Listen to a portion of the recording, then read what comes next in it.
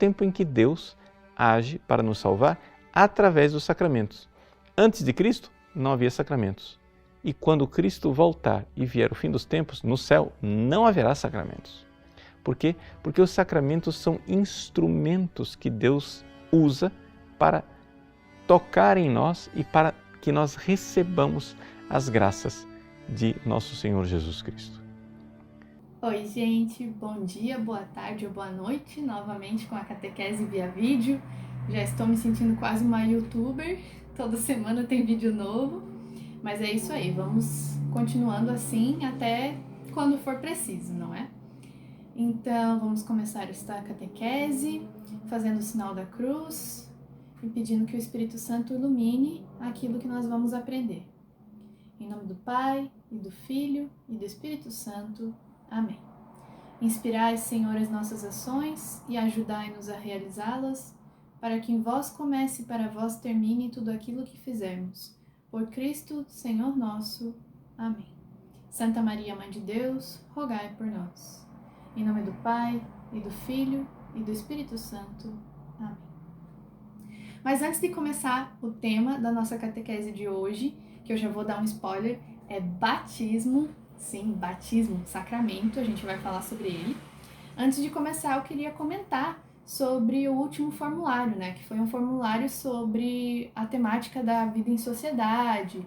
E eu achei as respostas muito interessantes. Particularmente, duas respostas de duas perguntas diferentes me chamaram bastante atenção. A primeira foi referente a em que área da sociedade você menos via a igreja, o evangelho, Jesus Cristo, né? E daí tinha política, tinha educação, economia, e eu vi que duas pessoas colocaram na ciência, que tinha um espacinho para colocar outro, né? E, enfim, realmente, é nessas áreas que vocês colocaram, principalmente foi colocado muito mais política e economia. São duas áreas em que a gente não vê realmente muito a presença da igreja, do catolicismo, né, de Jesus, assim dizendo. E isso é muito triste e reflete sobre aquilo que a gente tinha conversado, né? Quando as pessoas deixam de lado, fazem esferas da sua vida como se fossem coisas separadas.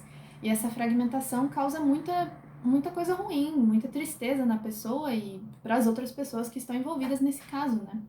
Então, não, a economia é uma coisa separada da igreja. A igreja não tem nada a ver com isso. Política também não tem nada a ver com isso. Então, a gente acaba vendo o tipo de coisa que nós vemos mesmo. Mas, falando um pouco da ciência, tem uma frase que eu gosto muito e eu vou ler para vocês. A frase é a seguinte: a ciência não é só compatível com a espiritualidade, é uma profunda fonte de espiritualidade. Quando reconhecemos nosso lugar na imensidão dos anos-luz e no transcorrer das eras, quando compreendemos a complexidade, a beleza e a sutileza da vida, então o sentimento sublime, misto de júbilo e humildade, é certamente espiritual. E o que a gente pode aprender com esse trecho? Como diz o padre Paulo Ricardo, para você dizer que ciência e religião são duas coisas que não se misturam, das duas uma. Ou você não estudou muito ciência, ou você não estudou muito religião. Porque a ciência, ela não exclui a religião, e nem a religião exclui a ciência. Claro que vocês vão estudar algumas teorias, tipo, a teoria da evolução diz que os seres humanos foram evoluindo a partir de um ancestral comum e foi evoluindo até chegar no ser humano, então não tem nada essa história de que Deus criou o homem do barro, ou então o universo surgiu de um Big Bang, não tem nada a ver com Deus criou o mundo em 7 dias. Dizer esse tipo de coisa é não estudar direito a religião, não entender direito o que a igreja está dizendo. Se você for pegar a criação do mundo, Gênesis e tudo mais, se você estudar um pouquinho, você sabe que o Gênesis não é uma leitura literal de tudo que está ali. Você não pode pegar a Bíblia, abrir e dizer que aquilo que você está lendo, que você está interpretando sozinho, é o que está escrito ali. Para isso tem os teólogos, né? O magistério da igreja que estuda isso. E não é uma explicação literal. Mas enfim, essa é a questão. Quando você começa a estudar ciência, eu, por exemplo, contei para vocês, né? Eu trabalho num laboratório de neuroplasticidade, que estuda DNA, essas coisas, genética. Então, quanto mais fundo você vai, analisando moléculas, ângulos para formar proteínas, você fica, nossa, a gente não tem controle de nada. O ser humano não consegue criar, assim, nada do zero. Porque quem cria o grande criador tem que ter um grande criador. Nós somos criaturas, como eu já expliquei para vocês. Mesma coisa o ser humano. Você vai estudando, dentro do corpo humano, do ser humano, é um universo. Né? Os cientistas começam a ir cada vez mais fundo ou cada vez mais longe, né? Vamos pegar os dois extremos, o extremo micro e o extremo macro. Então eu tenho no extremo micro, eu vou reduzir o máximo do máximo, chego lá no átomo, aí daqui a pouco já tem o próton, o elétron, aí eu reduzo mais ainda, tem um quark, tem um, como é que é o nome do outro? Fóton, tem coisas assim, num nível que a nossa cabeça não consegue nem mensurar. E no nível macro, nós temos uma estrela que está a não sei quantos bilhões de anos-luz. Outra coisa que a gente não consegue mensurar. Então, esses extremos, quando você vai estudando na ciência, você não pensar, nossa, realmente tem um Criador, realmente aqui é a mão de Deus. É muita arrogância você não reconhecer isso. É falta de humildade, né? Como eu até li ali na frase. É uma tremenda falta de humildade. Lembremos também que ciência é um dos dons do Espírito Santo. Então, se você é um cientista que estuda essas coisas, saiba que, né, você só tem o poder de estudar aquilo porque Deus te permite. Mas sim, infelizmente, né, respondendo a pergunta do formulário, a ciência é um campo, não só a ciência como a filosofia também, infelizmente, é onde os seres humanos costumam mostrar as suas garrinhas, né? Costumam mostrar, não, eu sou todo-poderoso, eu posso criar aqui uma mutação, posso criar um ser humano no laboratório, eu posso clonar um ser humano, eu posso, ou então como alguns filósofos, né? Não, Deus está morto, o ser humano é o que manda, o ser humano se torna Deus, infelizmente, nessas áreas. E isso, né, a gente já sabe que é fadado ao fracasso e à destruição. Porque é uma tremenda arrogância e orgulho, e a gente sabe onde é que isso vai parar. E a outra questão que eu falei, né, era a escola. A escola foi uma das respostas para a última pergunta do formulário, que era a seguinte: onde você tem dificuldade em colocar o que você aprende na catequese em algum lugar? E a maioria sim respondeu: na escola. Gente, vou contar pra vocês, eu não sou tão velha assim, né? Eu saí da escola há 4 anos, me formei em 2016 no ensino médio, e depois fui pra faculdade, né? A faculdade é uma escola pra gente um pouco maior. Mas sim, a escola, principalmente no ensino médio, é um lugar, vou dizer pra vocês, perigoso. É um lugar difícil, ainda mais para um jovem católico, um jovem que está indo na catequese. Tem que ter muito cuidado. Tem que ter muito cuidado, senão você se deixa levar. Digo por experiência própria. Na escola, a época da adolescência, assim, essa época que a gente não sabe, o que eu vou fazer da vida, quem eu sou, começa a se preocupar com umas coisas do tipo, eu não sou bonito o suficiente, ninguém me ama, coisas desse tipo, que são perguntas válidas nessa época da vida, mas, assim, surge também uma certa arrogância. Alguns jovens, não, porque eu não vou pra igreja, porque, que a igreja quer me limitar, quer me dar regras. Eu que sei da minha vida, meu corpo, minhas regras, e não se metam com isso. Ou então, né, algumas modinhas, eu sou um jovem muito triste, e, tudo é triste, e, enfim, nós vamos todos morrer, e não tem sentido, a vida não tem sentido. Ou então, outra modinha da escola, né? Não, vamos aproveitar a vida, vamos fazer tudo que tem pra fazer, vamos beber um monte, vamos pra festinha, não sei o quê, vamos ficar com todo mundo, vamos... Nossa, dane-se. Eu sei como é isso, eu passei por tudo isso. E se você não tiver uma base firme, se você não realmente acreditar naquilo que você está estudando, você vai ser levado. Os teus amigos vão te excluir. Eles vão dizer, ui, olha lá o santo. Olha lá o santinho, rato da igreja. E se você der bola para isso, você vai desistir. Você não vai querer ir mais. Você vai se sentir incomodado. E é como a foto do perfil do nosso grupo diz. Ser cristão não é para covarde, não. Tem que ir à luta. Tem que dizer, quando alguém dizer assim, ai, lá vai o santinho, ui, ele não faz isso. Eu sou santo mesmo. Porque, na verdade, Deus queira que eu me torne santo. Que um dia eu vá para o céu, sim. Tem que ter coragem, gente. Tem que ter coragem. Um amigo teu bancando o ateu, vá lá conversar com Deus sobre ele. Estude. E para estudar, né? Já falei para vocês. Catecismo e Bíblia, Sagrada Escritura. Quanto mais vocês estudarem, mais vocês vão poder conversar e menos vocês vão cair nesse tipo de conversa, tá? Então vamos dar continuidade ao encontro de hoje, que eu já falei, né? Já dei spoiler do tema, que é batismo. E por que a gente vai falar do batismo se, né? Vocês estão se preparando para receber a crisma? O batismo já foi há muito tempo, né? Mas por quê? Porque o batismo ele é um sacramento. Não sei se vocês sabem, mas nós temos na Igreja Católica 7 sacramentos. E o que é um sacramento? Primeiro, eu não sei se todos vocês são batizados, eu acho que são, né? Mas se tiver alguém que não é batizado, venha conversar comigo depois, tá bom? Enfim, o que é um sacramento? Um sacramento, a palavra sacramento vem do grego mysterium, sacramento. O que é um mistério?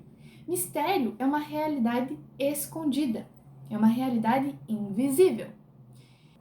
Então, assim, o sobrenatural de Deus, as coisas que Deus faz, não aparecem de uma forma uau, assim, na nossa vida, tipo um raio, no meio do nada aparece, cai um anjo na sua frente e diz, ó, vai por ali, não vai por aqui. Não, o sobrenatural de Deus é uma coisa invisível, é uma realidade misteriosa que a gente chama, que a gente só vai ter oportunidade de entender de verdade quando a gente se encontrar com Deus no céu. Então, um sacramento é algo que aponta um mistério de Deus. São realidades que Deus nos deixou durante a nossa vida na Terra, para que o sobrenatural dele venha à tona. São 7 sacramentos: o batismo, a Eucaristia, a crisma, a penitência, né, que é a confissão, a ordem, o matrimônio e a unção dos enfermos. Então, esses 7 sacramentos são realidades que apontam o sobrenatural de Deus. Cada um desses sacramentos, a mão de Deus, a vontade de Deus se manifesta. Então, olha a importância disso. Um sacramento não é um ritualzinho, não é uma coisa simbólica. Ai, jogo a aguinha lá no bebê, pronto. Ai, prometo te amar na riqueza, na pobreza, e daí dura um mês e estão separados. Ou, ai, eu faço uma confissão de qualquer jeito. Não, gente. Sacramentos são coisas que Deus nos deixou para que Ele realmente tocasse a mão de Deus ali. Vamos ter noção da importância disso. E o batismo é uma dessas coisas. O batismo é o primeiro sacramento que a gente recebe. E o que é o batismo?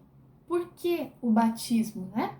Para a gente entender o que é o batismo e por que o batismo, eu vou usar o Catecismo da Igreja Católica. Quem não comprou, compra ainda.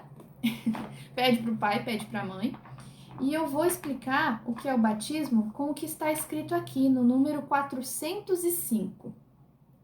Está escrito assim: embora próprio a cada um, o pecado original não tem em nenhum descendente de Adão um caráter de falta pessoal. É a privação da santidade e da justiça originais, mas a natureza humana não é totalmente corrompida. Ela é lesada em suas próprias forças naturais, submetida à ignorância, ao sofrimento e ao império da morte e inclinada ao pecado. O batismo, ao conferir a vida da graça de Cristo, apaga o pecado original e faz o homem voltar para Deus. Então, o batismo, ele apaga o pecado original da gente. E o que é o pecado original? Adão e Eva, todo mundo conhece a história, né? Deus criou Adão e Eva e pediu para que eles não comessem, eles podiam fazer qualquer coisa, que eles não comessem do fruto proibido. Mas veio a tentação, veio a serpente, né, veio o demônio, e tentou a Eva e disse, não, se você comer deste fruto, você vai ser conhecedora do bem e do mal, Deus não quer que vocês saibam disso, por isso que ele não deixou vocês comerem. É o orgulho, né? É a vontade do ser humano de querer ser como Deus, de acabar com Deus e ele ser Deus. E Eva comeu, e Adão comeu também. E o pecado deles se estendeu por todos nós, seres humanos. Imagine assim, tem uma fábrica que fabrica celulares. E para construir, né, é uma fabricação em série, né? Então, você coloca numa máquina e sai milhares de celulares. E tem um funcionário lá que ele deve apertar uma sequência de botões para formar os celulares. E ele tá lá distraído e coloca um botão errado. E não vê, não repara. E toda aquela série de celulares sai com uma coisa errada por causa do erro deste funcionário. Aí você compra o celular, liga o celular e tá lá o defeito.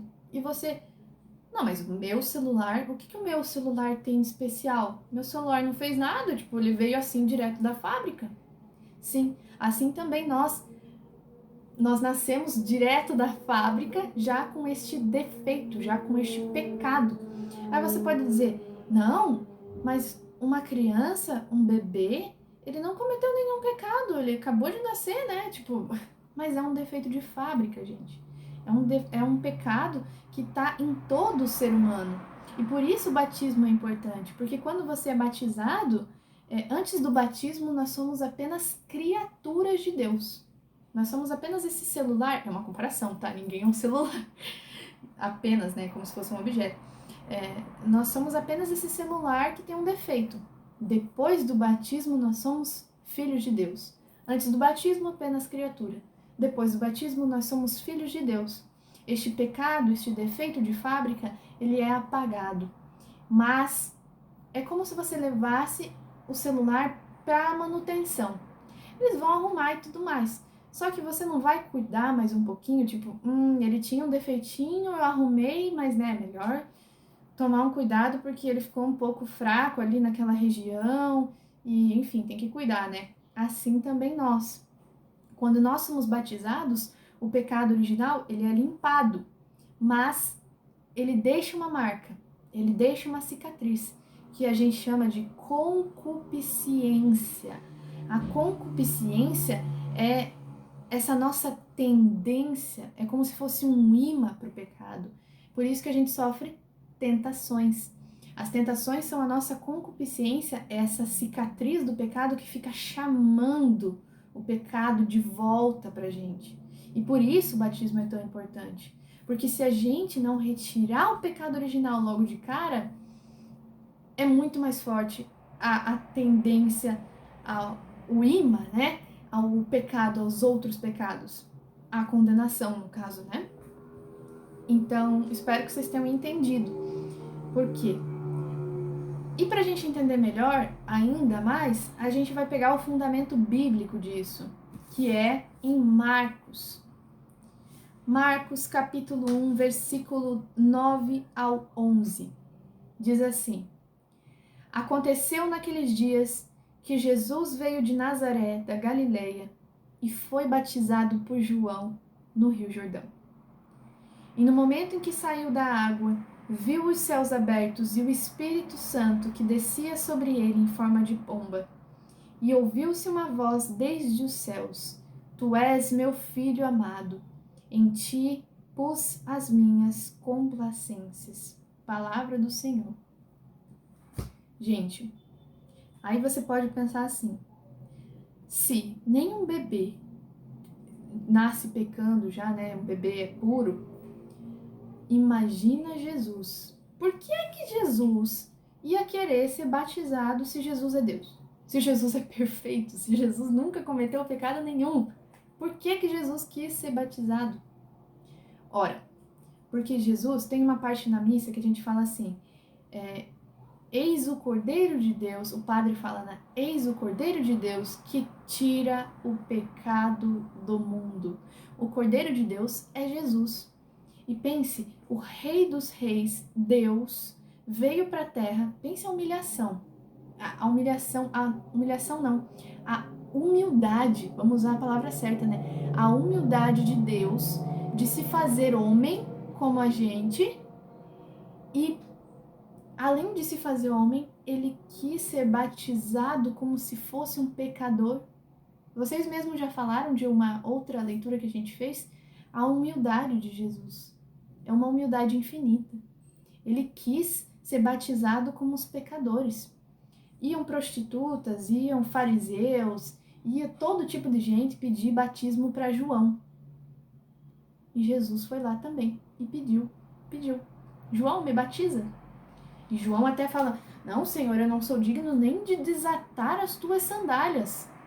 E Jesus quer ser batizado, porque ele é o Cordeiro que veio para redimir os pecados. Então ele está dizendo, se eu que sou Deus fui batizado, e daí nesse momento soprou o Espírito Santo em forma de pomba sobre ele, e Deus Pai disse, este é o meu Filho amado. Assim também nós, quando somos batizados, nós estamos fazendo o que foi feito com Jesus. O Espírito Santo desce sobre aquela criança que está sendo batizada e ela se torna um templo do Espírito Santo. Sim, este corpo aqui não é um corpo qualquer que eu posso fazer tudo que eu quero. Isto aqui é um templo do Espírito Santo. Olha a importância disso. Olha o valor deste corpo. Olha o valor que você tem. Você é um templo do Espírito Santo de Deus. Então aqui, né, já expliquei sobre o batismo, a importância do batismo, o que é o batismo, quem foi batizado. Já li o Evangelho, que mais que falta? Talvez vocês tenham algumas perguntas do tipo, mas Jesus se batizou quando era adulto. Por que eu tenho que batizar? Por que a gente batiza criança, então? Ora, porque Jesus foi batizado adulto, porque ele, já falei, ele era perfeito, né? E também porque as crianças, pense, é como eu já falei, parece até óbvia a resposta. Você se torna um filho de Deus. Quanto mais cedo você se tornar filho de Deus, não é melhor? Quanto mais cedo você apagar o pecado original e viver como um filho de Deus, não é melhor? E além do mais, quando você é batizado, você se torna membro do corpo de Cristo. Sim, porque Cristo, ele é a cabeça da igreja e nós somos seus membros. A palavra membro, isso aqui é um membro meu, isso aqui é outro membro meu. Cristo é como se fosse a cabeça, mas ele precisa do seu corpo, que é a igreja. E cada pessoa dentro da igreja é um membro. Aí que está a importância. Além de você ser um filho de Deus, você é um membro. E quando você é batizado, os teus pais e os teus padrinhos, né, eles se comprometem a te ajudar na busca da santidade. Você agora é um filho de Deus, é um membro de Deus, você vai batalhar e eles vão te ajudar, ou pelo menos era assim que tinha que ser, eles vão te ajudar a se tornar um bom cristão, um bom católico, a dar valor, porque agora você é um filho de Deus, você não é só uma criatura. Você é um filho de Deus, você é membro, você é um templo do Espírito Santo, você tem um valor gigantesco. Então, é para isso que serve o batismo. Agora, foi rapidinho, né? Nossa, foi bem rapidinho. Agora a gente vai ver o que o Rangel pode dizer pra gente, tá bom? Um beijo, gente. Fiquem com Deus.